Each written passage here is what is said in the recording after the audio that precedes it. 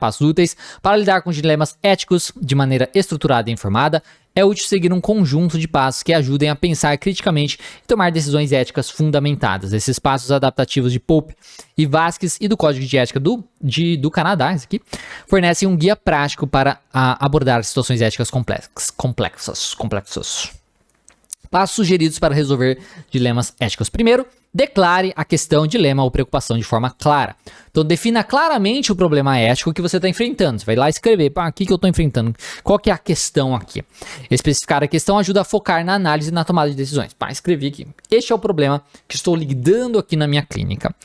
Antecipe quem será afetado pela sua decisão. Porque no caso aqui, se é um dilema ético, você está entendendo que pessoas serão afetadas caso você tome decisão X ou decisão Y. Inclusive você, tá? Você também pode ser afetado por a sua decisão. Considere todas as partes envolvidas ou afetadas pela decisão, incluindo o paciente, outros profissionais e terceiros relevantes.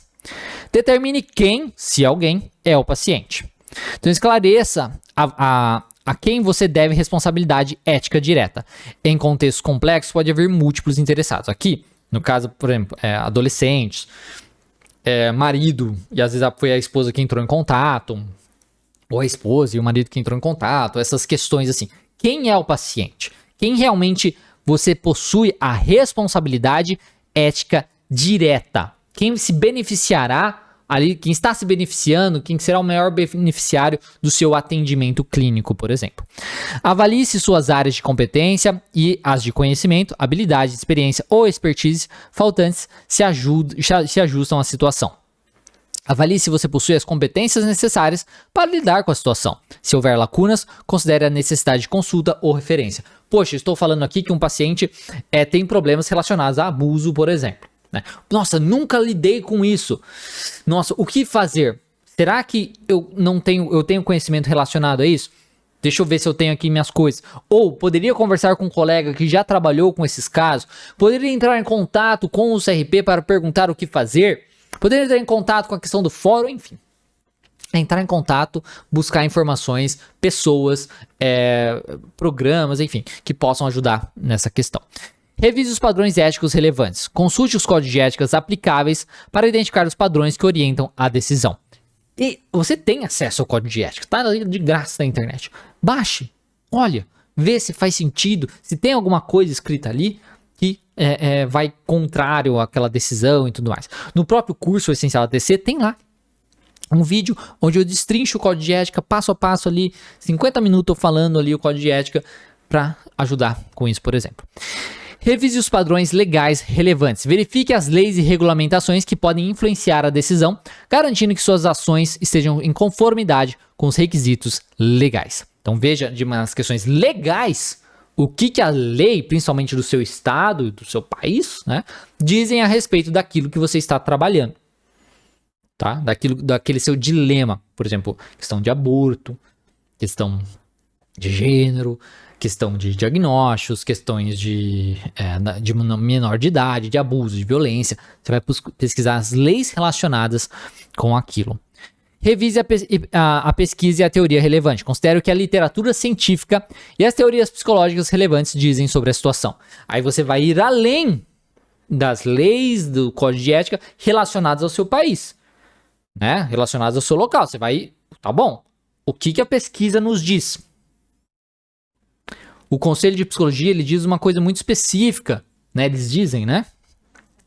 Muito específica sobre algumas questões, como por exemplo essas questões de gênero.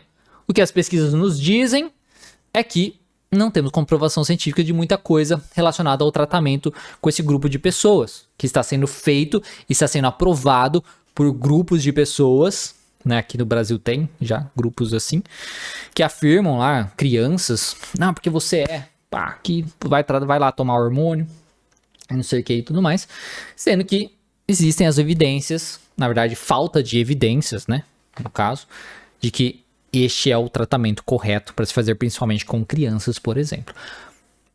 Um grupo de pessoas vai considerar que este é o ético, porque o conselho fala, porque você tem que aceitar o cara é 4 e tal. Só que a evidência científica mundial mostra que esse não é o caminho. Aí você vai ter que usar isso em consideração do que se fazer, por exemplo.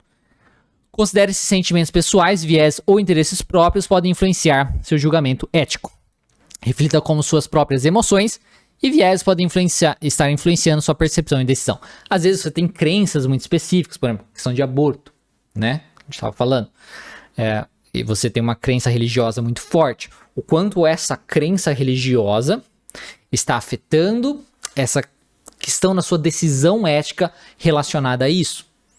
Tá? Por exemplo, você tem que considerar isso. Então você precisa ser, vamos colocar assim, muito justo com você mesmo, entender que você pode ter vieses, que você pode estar pensando de uma maneira que não é o mais, assim, o mais livre, o mais cru, sabe? Você tá sendo influenciado de alguma forma por algumas coisas. Pelo menos considere essa possibilidade para que você faça essa investigação. E aí, se você chegar no final dessa investigação e falar, não, eu acho que eu estou sendo o mais justo possível, não estou levando em consideração as minhas próprias crenças e tudo mais, beleza. Mas entenda, novamente, desenvolvimento da metacrença de que talvez a minha ideia está errada. É só isso. E aí você vai buscar as evidências, você vai tentar questionar um pouco isso para chegar na melhor solução. Considere fatores sociais, culturais, religiosos ou similares, se eles afetam a situação e a busca para a melhor resposta.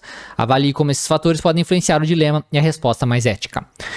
Considere a consulta. Busque orientações de colegas ou especialistas para obter diferentes perspectivas sobre a situação. Desenvolva cursos de ação alternativos. Identifique diferentes opções de ação e suas possíveis consequências. Então, você vai basicamente avisar qual é o problema.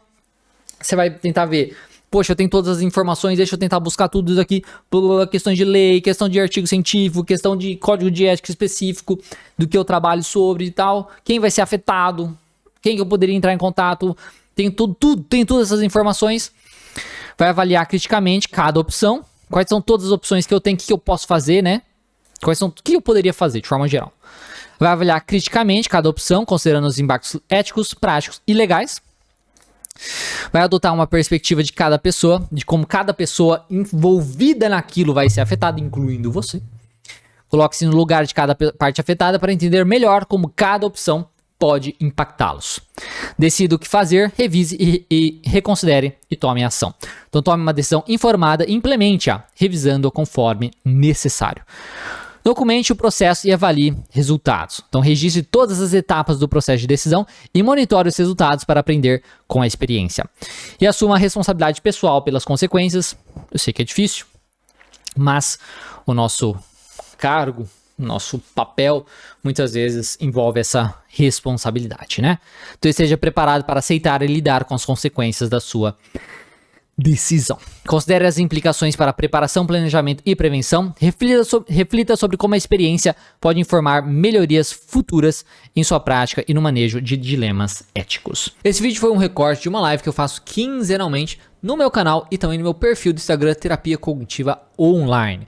Esse conteúdo fica disponível apenas por 14 dias no canal e depois está justamente completo todas as lives lá no meu curso O Essencial da Terapia Cognitivo-Comportamental, justamente com o livro utilizado e o resumo demonstrado aqui também na tela. Se você quiser saber aí, aprender de forma definitiva a terapia cognitivo-comportamental, conheça meu curso completo e definitivo de terapia cognitivo-comportamental, o essencial da TCC. O link tá na descrição. Qualquer coisa é só falar. Um grande abraço e até mais.